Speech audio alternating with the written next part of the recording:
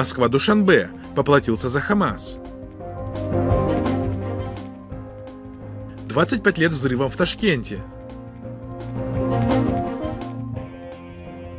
Талибан на пути к международному признанию. Находившийся в трудовой миграции в России, житель Яванского района Таджикистана 23-летний Мухаммад Наби Джалилов был депортирован в начале месяца к себе на родину. По прибытии он был задержан представителями таджикских силовых структур по обвинению в организации экстремистской группы и сотрудничестве с запрещенными организациями, после чего был помещен в следственный изолятор ГКНБ. Об этом сообщает радио Азади.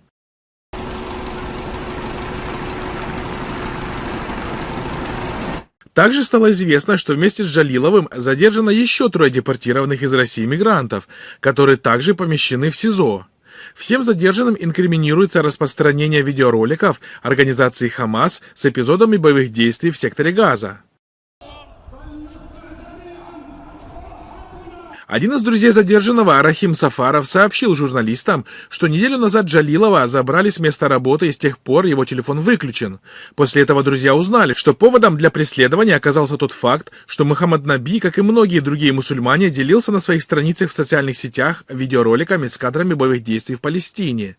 Такой поворот оказался для всех неожиданным, ведь организация Хамас не запрещена в России и в Таджикистане. И даже более того, Россия поддерживает дружеские отношения с руководством Хамас, периодически принимая представителей этой организации в Кремле.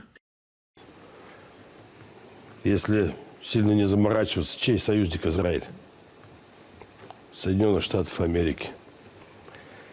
Чей союзник Иран и тот мусульманский мир, который вокруг него? Наш. Напомним, что в СМИ постоянно появляются сообщения о задержании в России таджикских мигрантов по сфабрикованным обвинениям в сотрудничестве с запрещенными организациями. На самом деле, их в основном задерживают за лайки на оппозиционных ресурсах либо материалы религиозного характера. Аналогичные процессы происходят и в самом Таджикистане. Facebook, Одноклассники ва YouTube бо номи Осим Муджахед саҳифа шуда, пас он барномаҳои ташкилотҳои террористиро мунтазам тамошо ва ҷонибдорӣ намудааст. Редакции Хабархо стало известно о нескольких подобных случаях как в столице, так и в северной части страны, которые не были приданы огласке в СМИ. На условиях анонимности несколько собеседников жителей столицы сообщили, что силовики, прикрываясь борьбой с так называемым терроризмом и экстремизмом, без каких-либо причин задерживают соблюдающих религию молодых людей, доставляют их в местные отделы ГКНБ либо МВД, без каких-либо на то законных оснований проверяют их смартфоны. После чего вызывают родителей, шантажируют их открытием уголовного дела, предлагают пустить задержанного сына взамен на передачу им от 3000 до 5000 долларов, что для Таджикистана считается очень большими деньгами.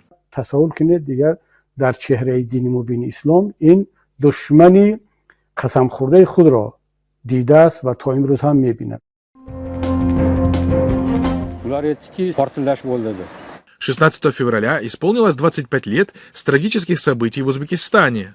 Утром 16 февраля 1999 года в Ташкенте в течение часа произошло 5 мощных взрывов. По официальной информации погибло 13 человек, свыше 100 пострадало. Первый президент Узбекистана Ислам Каримов в тот же день назвал теракт попыткой покушения на его жизнь и обвинил в произошедшем так называемых религиозных экстремистов и фанатиков. Я могу совершенно ответственно заявить, что исполнителями взрыва были религиозные экстремисты, фанатики. Этот день стал отчетной точкой резкого изменения внутренней политики режима Каримова. Начались массовые репрессии в отношении любых оппонентов режима, в особенности исламских активистов. Десятки тысяч жителей страны были осуждены на длительные сроки лишения свободы, тысячи подвергнуты жестоким пыткам, тысячи убиты. Миллионы жителей были вынуждены эмигрировать, спасаясь от репрессивной машины режима Каримова. Тысячи людей собрались на площади в тот день там. А реакция была так: взять в кольцо, оцепить, а потом просто подавить вот таким вот, скажем, кровавым способом.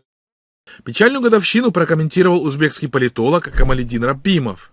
Существует много споров о том, кто организовал события 16 февраля. Однако причины известны. Государство не прислушивалось к народу и репрессировало верующих. Последствия также известны. Репрессии дорого обошлись Узбекистану. Никакого развития не было ни в одной области. Узбекистан потерял свое место в регионе и в мире. Государство развалилось, люди учились и жили, а нация впала в депрессию. Государство считало людей, особенно верующих, своим самым большим врагом. Своей главной задачей государство считало борьбу со своим народом, его запугивание и деморализацию. Это недавнее прошлое должно стать для нас великим уроком. Такие трудные дни прошли с момента возникновения нашей нации. Страшно вспомнить те страшные и ужасные времена. Пожалуйста, пусть больше не возвращаются такие темные дни. O'sha paytdagi hukumatga to'g'rirog'i Islom Karimovga xuddi shu narsa kerak edi. Bilasiz, firavnlar davridan boshlab diktatorlar, zolimlar xalqni jipslashtirish, xalqni qo'rqitish orqali jipslashtirish uchun doim mudhish voqealardan foydalanganlar. Примечательно, что до сих пор существуют различные версии произошедшего. Кто-то утверждает, что теракты были организованы СНБ по приказу Каримова, искавшего повод для начала массовых репрессий. Кто-то утверждает, что взрывы все же организовали члены исламского движения Узбекистана, но СНБ знали о теракте и намеренно позволили им его совершить, так как это было выгодно режиму. O'zimiz O'zbekiston xalqining oldida gunohkormizki, chiqib 16-fevralda ba'zi bir narsalarga aldanib qolib, bu zolim diktator kofirlarning va'dasiga aldanib qolib, rol o'ynab, musulmonlarning obro'siga putur yetkazganimiz uchun butun O'zbekiston xalqidan biz kechirim so'raymiz. Как бы то ни было, все сходятся в одном. Взрывы в Ташкенте развязали руки Каримову, который под предлогом борьбы с терроризмом изменил и страну, и народ. Шрамы и травмы у 35-миллионного населения от почти 20-летнего невыносимого насилия останутся еще надолго. Andijon voqealarida davlat mudofaa xizmati deymizmi, bilmayman, qurolli kuchlari deymizmi, tinch aholiga nisbatan o'q uzgan. Ba'zi bir jihatlar orqali shu qurolni ishlatishi nomunasib bo'lgan. O'shuning uchun o'q uzilgani tinch aholiga albatta. Афганское агентство AIP сообщает, что посольство в Афганистане в Ташкенте передано Исламскому Эмирату. Узбекская сторона пока не предоставила официальной информации по этому поводу. По информации агентства, Исламский Эмират направил своих представителей в Ташкент, и была проведена официальная церемония вручения верительных грамот. Afg'oniston bilan aloqalarimizda do'stlik va yaxshi qo'shnichilik munosabatlarini qo'llab-quvvatlash hamda ichki ishlariga aralashmaslik tamoyillarida sodiq qolamiz.